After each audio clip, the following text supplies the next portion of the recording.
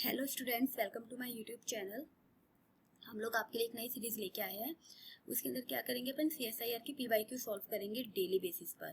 ठीक है, with concept, तो सब कुछ क्लियर हो जाएगा। और जब तक आप दिसंबर का अपना 2026 का एग्जाम दोगे तो आपके सारे पीवाईक्यूज कवर हो जाएंगे। तो चलो अपने फर्स्ट क्वेश्चन की तरफ चलते हैं और देखते हैं सीएसआईआर में क्या पूछा गया था। Coupling of the reaction centre of oxidative phosphorylation is achieved by which one of the following. देखो बच्चों, डायग्राम देखो। सबसे पहले इसमें क्या कह रहा है कि जो हमारा ऑक्सीडेटिव फॉस्फोराइलेशन होता है वो कहाँ होता है, इनर माइटोकॉन्ड्रियल मेम्ब्रेन होता है। इसमें 4 कॉम्प्लेक्सेस होते हैं, जैसे कॉम्प्लेक्स फर्स्ट, कॉम्प्लेक्स सेकंड दिखाई दे रहा है, complex third and complex fourth. तो जो यूबिक्विनोन होता है, ये चारों आपस में लिंक नहीं होते, इनको इलेक्ट्रॉन कैरियर की जरूरत पड़ती है इलेक्ट्रॉन को ट्रांसफर करने के लिए। तो जो इलेक्ट्रॉन कैरियर होते हैं वो होते हैं यूबिक्विनोन एंड साइटोक्रोम सी। कौन कौन से इलेक्ट्रॉन कैरियर होते हैं, यूबिक्विनोन और साइटोक्रोम सी। जो यूबिक्विनोन है वो ट्रांसफर करवाता है कॉम्प्लेक्स फर्स्ट एंड सेकंड के इलेक्ट्रॉन कॉम्प्लेक्स थर्ड तक, और जो साइटोक्रोम सी है वो थर्ड से कहाँ पहुंचाता है, कॉम्प्लेक्स फोर्थ तक। तो अपने ऑप्शन में देखते हैं। देखो दे रखा है ना, यूबिक्विनोन और साइटोक्रोम सी। तो हमारा करेक्ट ऑप्शन क्या है, जो कपलिंग कौन करवाता है, यूबिक्विनोन एंड साइटोक्रोम सी। कोई डाउट ही नहीं होना चाहिए। तो मैंने यहाँ पे सारा एक्सप्लेन कर रखा है कि यूबिक्विनोन एंड साइटोक्रोम सी के बारे में। ये क्या है, इंटरमेम्ब्रेन स्पेस में प्रेजेंट है, सोल्यूबल प्रोटीन है और ये ट्रांसफर करवाता है third to fourth. And ubiquinone transfer electron complex first and second to complex third. समझ में आ गया first question. Move to the second question. देखो जो सेकंड क्वेश्चन में हमसे क्या पूछा गया है कि a cell deficient in salvage pathway for nucleotide biosynthesis was fed with a medium containing. कि एक सेल है उसमें सेलवेज पाथवे नहीं हो रहा। ठीक है, सेलवेज पाथवे नहीं हो रहा, जो हमारे ये प्यूरिन वगैरह को सिंथेसिस करने में काम आता है बायोसिंथेसिस में। तो सेलवेज पाथवे में क्या होता है कि ना दोबारा नहीं बनता, डी नोवो पाथवे नहीं होता, जो बनाने का होता है, सिंथेसिस का होता है। तो अगर मानो कि किसी भी सेल में सेलवेज पाथवे डेफिशिएंट है और हमने उसको लेबल कर दिया, वहां पर हमने एक मीडियम डाल दिया 15 एंड लेबल्ड अमीनो एसिड, तो उन्होंने कहा क्या चांसेस है कि जो 15 एन लेवल प्यूरिन बना है उसमें कौन सा अमीनो एसिड हो सकता है। ठीक है, तो बच्चों इसका ना डायरेक्ट आंसर ग्लूटामिन होगा। क्यों, क्योंकि ग्लूटामिन क्या होता है, ग्लूटामिन डायरेक्ट इलेक्ट्रॉन को क्या, डायरेक्ट नाइट्रोजन को ट्रांसफर करता है प्यूरिन को, और सारे ट्रांस माइनस जो अपनी रिएक्शन होते हैं उसके थ्रू करता है। खाली ग्लूटामिन ही है वो डायरेक्टली ट्रांसफर करता है। ठीक है, और ये मैंने एक बार यहाँ पे प्यूरिन का स्ट्रक्चर बना रखा है कि जो N1 N3 एंड N9 है वो एस्पेरेट से आते हैं, N7 है वो ग्लाइसिन से, और N3 और N9 है वो ग्लूटामिन से। ग्लूटामिन ही हमने यहाँ पे क्यों चूज किया, क्योंकि ये क्या करता है, direct transfer of amide group. ठीक है, हमारे NH2 ग्रुप को क्या करता है, डायरेक्ट ट्रांसफर करता है। तो यहाँ पर अगर मोस्ट लाइकली पूछा गया है तो हमने क्या बोला यहाँ पर, ग्लूटामिन। अब हम देखते हैं हमारा नेक्स्ट क्वेश्चन। एक एंटीबायोटिक है जो रिसेंबल करती है 3 prime end of charge DNA molecule. तो वो कौन सी एंटीबायोटिक है, तो देखो 3 and prime and charge tRNA होता क्या है, ये हमारा क्या है, tRNA है, ये है हमारा अमीनो एसिड। जब अमीनो एसिड इस पे आके जाकर लग गया तो हमने इसको क्या बोल दिया, tRNA अमीनो एसिड। ठीक है, चार्ज्ड tRNA। अब ये क्या करता है, नॉर्मली बता रही हूँ क्या फंक्शन होता है, ये ए साइड पे जाएगा और फिर हमारी पेप्टाइड चेन को बनाएगा, पेप्टाइड चेन की स्टार्टिंग होती है। लेकिन क्या हुआ कि इसका बिल्कुल एक सेम टू सेम इसके स्ट्रक्चर जैसा है एक एंटीबायोटिक प्यूरोमाइसिन।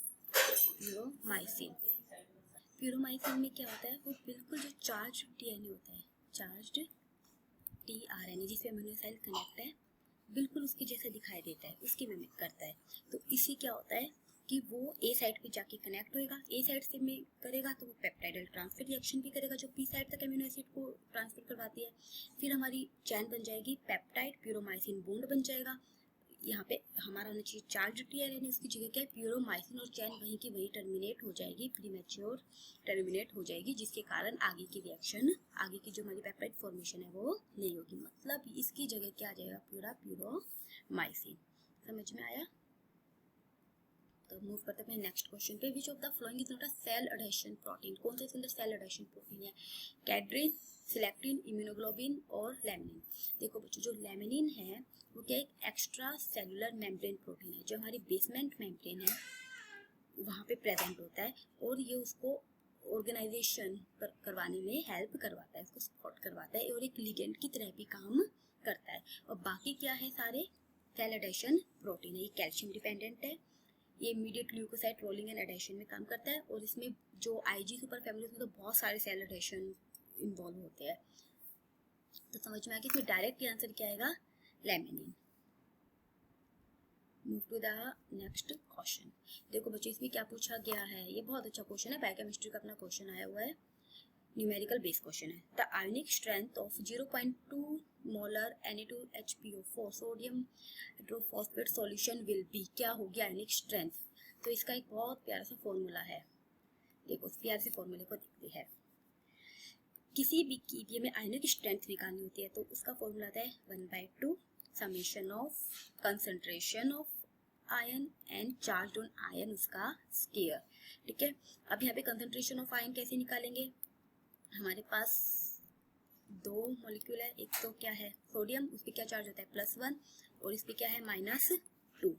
ठीक है, और इसकी कंसंट्रेशन 0.2 दे रखी है, तो और इसके 2 मॉलिक्यूल्स है तो कितनी होगी कंसंट्रेशन 0.4 और इसकी कंसंट्रेशन तो कितनी रहेगी 0.2। तो बस क्या बचा, अब अपने फॉर्मूले में डाल देंगे ये सारा, half concentration of summation of concentration of sodium ion 0.4 multiply जो चार्ज है उसका स्केयर, देन प्लस में आगे क्या डलेगा, जो हमारा हाइड्रोजन फॉस्फेट है उसकी कंसंट्रेशन 0.2 मल्टीप्लाइड बाय चार्ज क्या है उसका -2 उसका स्केयर। तो यहाँ पर कितना हो गया, देखो यहाँ पे सोल्व करिए 1/2 0.4 मल्टीप्लाइड बाय 1 0.4 ही रहेगा, 0.2 मल्टीप्लाइड बाय 2 to the 4 और ये कितना हो जाएगा हमारा 0.8।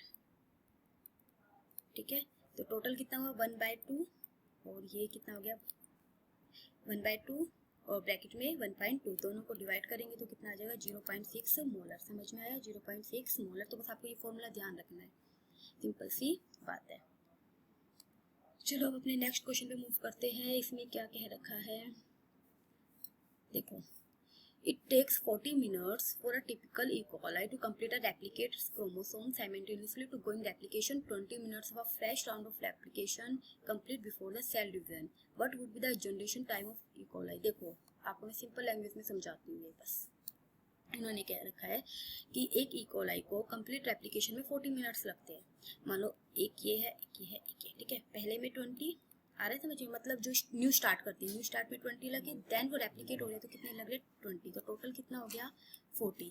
तो जनरेशन टाइम क्या निकालेंगे, बस एक से ये जनरेट हो रही है उतना ही निकालेंगे। ठीक है, 20 मिनट्स में फ्रेश राउंड ऑफ रेप्लिकेशन के फ्रेश राउंड में लगते हैं, तो वो हमें नहीं चाहिए complete before the cell divide होने से पहले। सेल डिवाइड में तो कितना लग रहा है 20, तो उससे हम क्या निकालेंगे अपना जनरेशन टाइम।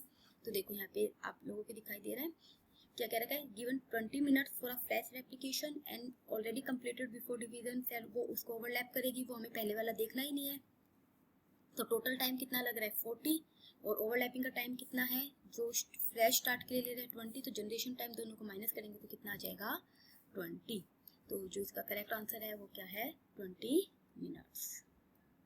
बस यहाँ पे एक चीज याद रखना, जो फ्रेश राउंड है, जो रेप्लिकेशन सेल डिवाइड हो रही है उससे पहले कितना लग रहा है रेप्लिकेशन में 20 मिनट्स और इसमें भी 20 मिनट्स। टोटल कितना दे रखा है 40, कंफ्यूज करने के लिए दे रखा है बच्चों को, तो इस चीज़ का ध्यान रखना। 20 मिनट्स आपको जब दे रखा है जब रेप्लिकेशन का फ्रेश राउंड स्टार्ट होता है।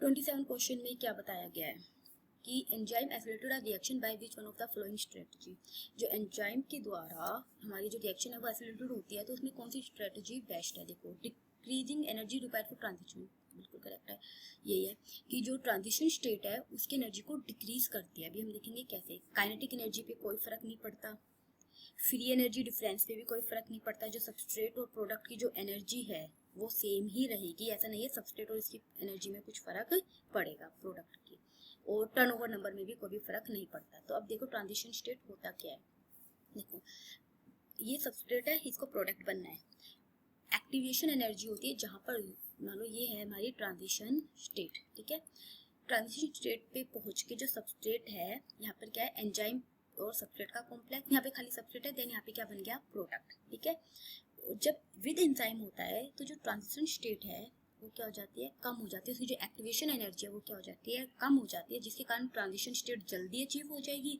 और हमारा प्रोडक्ट जल्दी बन जाएगा। मतलब एंजाइम की हेल्प से हम जो उसकी ट्रांजिशन स्टेट है, एक्टिवेशन एनर्जी कम करके पहले अचीव कर लेते हैं, जिसके कारण क्या होता है, जनरेशन का टाइम, जो हमारा ये प्रोडक्ट का फॉर्मेशन का टाइम है वो जल्दी हो जाता है। तो जो करेक्ट आंसर है वो है हमारा ए। अब मूव करते हैं अपने नेक्स्ट क्वेश्चन पे 28। विच of the following is not a secondary messenger. कौन सा सेकंड मैसेंजर नहीं है, सेकेंडरी मैसेंजर, ठीक है। तो देखो 4 ऑप्शन दिए हुए हैं हमें, साइक्लिक जीएमपी, डाइएसाइलग्लिसरॉल, आइनोसिटिल ट्राइफॉस्फेट एंड फॉस्फेटाइल आइनोस्टोल। ये तो हमारा लिपिड ही है, नाम से पता चल रहा है, ठीक है। जो साइक्लिक जीएमपी, देखो जो ये होता है हमारा, ठीक है, फॉस्फोटाइल आइनोस्टोल, ये प्रीकर्सर होता है, ये जनरेट करता है डैग। हमारा डैग क्या है, डाइएसाइलग्लिसरॉल और आइनोसिटिल ट्राइफॉस्फेट, इनको जनरेट करते हैं, ये प्रीकर्सर का काम करता है, ठीक है, प्रीकर्सर का काम करता है। ये कोई सेकेंडरी मैसेंजर नहीं है और ये तीनों की तीनों क्या है, सेकेंडरी मैसेंजर है। तो कौन सा सेकेंडरी मैसेंजर नहीं है, समझ में आ गया, फॉस्फोटाइल आइनोस्टोल। हाँ, पर लेकिन ये सेकेंडरी मैसेंजर बनाता है, इसमें सेशन ने कंफ्यूजन करने के लिए दे रखा है कि इसका नाम भी यहाँ पर दे दिया। तो देखो मैंने यहाँ पे थोड़ी एक्सप्लेनेशन लिख रखी है। सीजीएमपी प्रोड्यूस बाय, ये तो ग्यूनाइलेट साइक्लेज से प्रोड्यूस होता है और ये प्रोड्यूस होता है phospholipase C and cleavage of PIP2 phosphatidyl inositol, ठीक है। इधर मेम्ब्रेन, ये बता दिया फॉस्फोलिपिड का होता है, ये प्रीकर्सर की तरह काम करता है डैग और IP3 के। ये कुछ खुद कोई सेकेंडरी मैसेंजर नहीं है। अब हम नेक्स्ट क्वेश्चन पे देखते हैं 29। उसके अंदर क्या क्या रखा है, glycoprotein having one hydrophobic domain is able to span a hydrophospholipid bilayer membrane only. जो ग्लाइकोप्रोटीन है, देखो जो हमारी ग्लाइकोप्रोटीन है उसके पास एक ही हाईली जो हाइड्रोफोबिक डोमेन है, जो हमारी लिपिड की लेयर के बीच में है, ठीक है। वही कह रहा है वो फॉस्फोलिपिड बाइलेयर को कितनी बार स्पैन कर सकता है, ठीक है। तो अगर उसके पास एक ही हाइड्रोफोबिक डोमेन है तो कितनी बार करेगा, बस। ये तो बहुत मतलब एक ट्रिकी सा क्वेश्चन दे दिया कि देखो transformer spanning require hydrophobic alpha helix, जो तो ये तो सिर्फ आपकी नॉलेज के लिए कि जो एक हेलिक्स पास करता है उसके लिए अप्रोक्सीमेट उसमें कितने होते हैं, 20 अमीनो एसिड होते हैं, ठीक है। अगर एक हाइड्रोफोबिक डोमेन है तो एक ही ट्रांसमेम्ब्रेन हेलिक्स होगा इसके अंदर और वो एक बार ही मेम्ब्रेन को क्या करेगा, क्रॉस करेगा, ठीक है। Single pass membrane contain one transport, जो मल्टी पास प्रोटीन है वो क्या करते हैं, उनके पास क्या होता है, मल्टीपल हेलिक्स होते हैं। अगर वो सिंगल है, वन हाईली हाइड्रोफोबिक डोमेन है, तो वो एक बार ही क्या करेगा, मेम्ब्रेन को पास करेगा। अब देखो नेक्स्ट क्वेश्चन हमारा वही न्यूमेरिकल बेस्ड क्वेश्चन है। क्या कह रहा है ये, the genome of bacterium is composed of a single DNA molecule, एक सिंगल DNA से बना हुआ है जिसकी length they the 10⁶ base pair long. How many moles of genomic DNA is present in bacteria. तो इसके अंदर हमें लेंथ का तो ज़्यादा कुछ काम नहीं है। देखो क्या कह रहा है कि कितने मोल्स प्रेजेंट होंगे एक जीनोमिक DNA में जो बैक्टीरिया में प्रेजेंट है। 1 मोल होता है, उसमें कितने होते हैं, जो हमारे एवोगैड्रो नंबर होते हैं, पता है ना एवोगैड्रो नंबर, 6 × 10⁻23 उतने एंटिटीज होते हैं। अब क्या हुआ कि एक DNA मॉलिक्यूल है, हम इसकी लेंथ के लिए उसमें कितनी होगी, जितनी लेंथ होगी 1 एंटिटी, तो उसकी हेल्प से हम निकाल देंगे, यूनिटरी मेथड लगाएंगे अपना कि mole of DNA is equal to number of molecule, कितने मॉलिक्यूल है 1 अपॉन में एवोगैड्रो नंबर, तो हमें पता चल जाएगा क्योंकि 1 mole is equal to this and number निकालना है तो हमें मोल्स ऑफ DNA निकालना है। अगर एक ही नंबर है तो 1 अपॉन में 6⁻23। DNA साइज इन बेस पे does not effect the mole calculation. देखो DNA जो हमने लेंथ को करना है, DNA साइज है वो इफेक्ट ही नहीं करेगा मोल की कैलकुलेशन में, ये सिर्फ आपको कंफ्यूज करने के लिए किया है, बस 1 मॉलिक्यूल निकालना है, तो ये ध्यान रखना 1 अपॉन में एवोगैड्रो नंबर, ठीक है। इसको सोल्व कर देंगे, डायरेक्ट ही बताना है अपने को, समझ में आ गया, कोई डाउट। यहाँ पे थोड़े ऑप्शन में ना वो हो रही है, यहाँ पे क्या आएगा 1 अपॉन में 6 × 10⁻⁻23। यहाँ पर आप ये ऑप्शन ऐसे मान लो 1 अपॉन में 6 × 10⁻⁻23। थैंक यू, आज के लिए इतना ही, और चैनल को सब्सक्राइब करें डेली बने रहने के लिए। डेली आपने PYQs की प्रैक्टिस करने के लिए। और कोई डाउट हो, अगर आपको किसी PDF चाहिए तो कमेंट कीजिए, आपको PDF प्रोवाइड करवा दी जाएगी। Thank you.